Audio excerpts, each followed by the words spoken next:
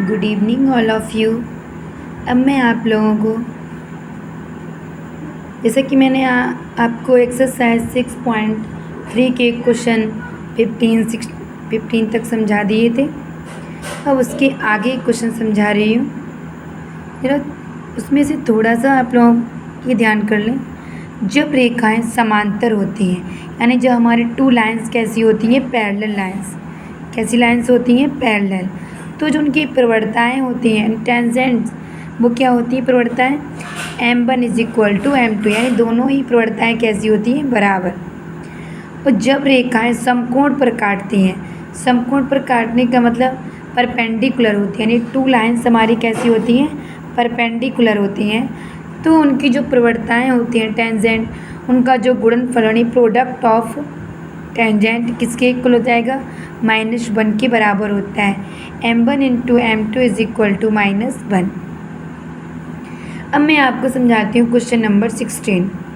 Question number 16 मुझसे ये कह रहा है कि सिद्ध कीजिए वक्र y = 7x³ + 11 के उन बिंदुओं पर स्पर्श रेखाएं समांतर हैं जहां x = -2 तथा x =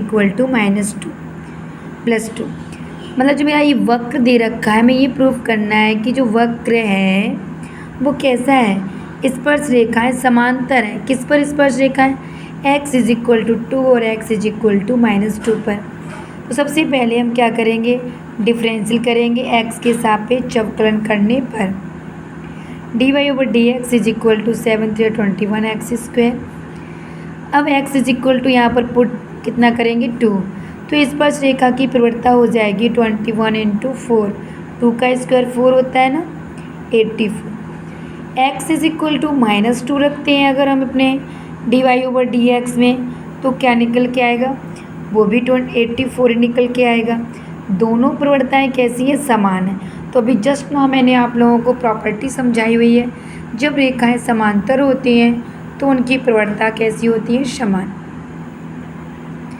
आप लोग ये लैंग्वेज यहाँ लिख देना। x = 2 तथा x = -2 पर स्पर्श रेखा की प्रवणता समान है, अतः इन बिंदुओं पर स्पर्श रेखाएं समांतर हैं। अब मैं आपको क्वेश्चन नंबर समझाती हूँ 17। 16 हो चुका है। 17 जो क्वेश्चन है वो ये कह रहा है हमसे कि वक्र y = x³ पर उन बिंदुओं को ज्ञात कीजिए जिन पर स्पर्श रेखा की प्रवणता y निर्देशांक के बराबर है। अभी एक क्वेश्चन आपने पीछे किया था, इसमें कह रहे थे कि x निर्देशांक के बराबर है। तो हम सबसे पहले करेंगे वक्र का समीकरण y = x³। x के सापेक्ष अवकलन करने पर dy/dx = 3x²।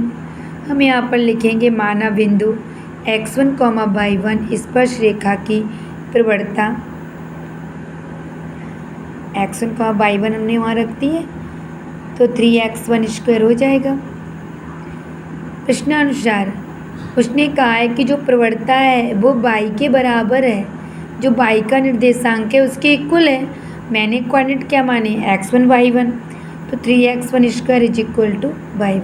Equation first. एक कंडीशन और है, जब ये प्रवणता है उसके इक्वल है तो हम ये भी तो कह सकते हैं कि जो बिंदु है x1, y1 वो हमारे वक्र पर क्या है? स्थित हैं। जब वक्र पर स्थित हैं तो y1 = x1³। इक्वेशन सेकेंड, समीकरण 1 और 2 से y1 की वैल्यू कितनी है? x1³। वो हम यहाँ पर क्या कर देंगे? पुट कर देंगे। 3x1² = y1 की जगह पे क्या पुट कर देंगे? x1³। 3x1² - x1³ कॉमन किया x1², तो x1 की वैल्यू निकल के आई 0,3। जब हम x1 = 0 कहाँ रखेंगे? अपने वक्र में रखते हैं, तो y1 का निकल के आएगा 0। x1 = 3 रखेंगे तो y1 कितना निकल के आएगा? 27। कोऑर्डिनेट आपके निकल के आए 0,0 और 3,27। ठीक है, इस तरीके से आपका क्वेश्चन सॉल्व हुआ। यही उसने मुझसे पूछा था। अब क्वेश्चन नंबर है आपका कौन सा? 18। देखो 18 भी सेम ऐसा ही। 18 क्वेश्चन कह रहा है वक्र y is equal to 4x³ minus 2x⁵ पर उन बिंदुओं को ज्ञात किए जिन पर स्पर्श रेखाएं मूल बिंदु से होकर जाती हैं। अब जो मेरी स्पर्श रेखाएं हैं किसकी, इसके वक्र की, वो कैसी हैं, मूल बिंदु से होकर जाती हैं। तो डिफरेंशियल निकाल लेंगे x के सापेक्ष अवकलन करने पर। वही सेम प्रोसेस x1, y1 पर स्पर्श रेखा की प्रवणता इस पर स्थित है तो y1 इक्वल निकल के आ जाएगा। अब बिंदु x1, y1 पर स्पर्श रेखा की प्रवणता m तो हमारा वही होगा जो dy/dx आपने निकाला। यहाँ पर हम इसे पुट कर देंगे y माइनस करके, y1 की जगह पर क्या लिख देंगे इसको, mx माइनस। कह रहा है कि जो रेखा है मेरी वक्र के जो जा रही है पैरेलल, वो जो रेखा है वो मूल बिंदु से होकर गुजर रही है। कहाँ से होकर गुजर रही है, मूल बिंदु। तो जो हमारे y और x हैं ये क्या हो जाएंगे, 0, 0। इनको रखने पर ये कंडीशन निकल माइनस चिन्ह अंदर इंटू कर देंगे, x1 का इंटू इनके साथ कर देंगे, x1³ अलग कर लिए, x1⁵ 5 एक तरफ, 8x1³ माइनस का 8x1⁵, 8x1 कॉमन किया क्यूब का, 1 माइनस x1²। x1 की वैल्यू क्या निकल के आई, तो 0, और क्या निकल के आई, +-1। 0 रखते हैं किसमें, वक्र में। वक्र आपका ये रहा तो y1 निकल के आ गया 0। x1 इक्वल -1 रखेंगे तो y1 कितना निकल के आया, -2। x1 इज इक्वल टू 1 रखेंगे तो y1 कितना निकल के आया, 2। इस तरीके से आपके निर्देशांक पूछे गए थे, आप लोग कर सकते हैं आराम से। इसी प्रकार से क्वेश्चन नंबर है 21 भी सेम ऐसा ही है। ये कह रहा है वक्र y is equal to x³ + 2x + 6। सबसे पहले डिफरेंशियल करते हैं, x के सापेक्ष पॉइंट्स उसी तरीके से आप ले लेंगे। लेकिन यहाँ पर एक बात कह दी है कि जो वक्र है आपका, इसके जो अविलंब के समीकरण हैं वो रेखा के समांतर हैं। तो जो प्रवणता हमारी निकलेगी वो किसकी निकलेगी, अविलंब की प्रवणता। तो जो हमारी प्रवणता निकली हमारे वक्र को डिफरेंशियल करने पर, उसी हम अवलंब की प्रवणता क्या होती, -1/m। तो -1/3 x1² + 2, इक्वेशन फर्स्ट। अविलंब जो मेरा है वो इसके समांतर है, तो इसकी डायरेक्ट जो भी कंडीशन निकल के आएगी dy/dx रेखा की, इसी के इक्वल कर देंगे। समांतर का मतलब क्या होता है, प्रवणताएं समान हो। x1 की वैल्यू क्या निकल के आई, +-2। वक्र में पुट कर देंगे x इक्वल टू, तो मैं x क्या निकल के आया यहाँ पर, सॉरी x -2 का -6, बिंदु 2, 18 और प्रवणता -1, 14 से।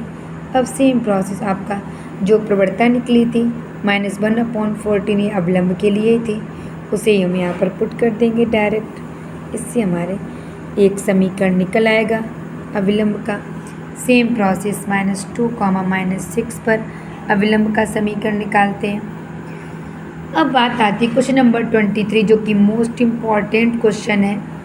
सिद्ध कीजिए कि वक्र x is equal to y² और xy is equal to k एक दूसरे को समकोण पर काटते हैं। असमकोण कोई भी प्रच्छेदन रेखा, आप लोगों को ध्यान होगा, रेखाएं अगर प्रच्छेद करती हैं तो कहीं ना कहीं इन दोनों लाइन को हमें सॉल्व करना पड़ता है। तो सबसे पहले हम इन दोनों को क्या करेंगे, सॉल्व करेंगे। तो ये हमारी x और y की वैल्यू फाइंड आउट हो जाएंगे। y की वैल्यू y की पावर 3 इक्वल k हो जाएगा, तो y is equal to k⁴ x की power x is equal to k⁴ निकल के आएगा। और आपको पता है समकोण पर काटने का मतलब मैंने वहाँ लिखा था कि उनकी जो प्रवणताओं का गुणनफल होता है वो किसके इक्वल होता है, -1 के इक्वल। तो हम सबसे पहले अपने दोनों वक्र का क्या निकालेंगे, डिफरेंशियल। dy/dx इसका निकाला फर्स्ट का, फिर सेकंड का निकाला, m1 इंटू m2। समकोण पर काटते हैं तो m1 into m2 is equal to -1। तो m1 रख दिया, m2 रखा, इक्वल -1, और यहाँ पर आ गया। अब हम x की जगह अपना पॉइंट रख देंगे।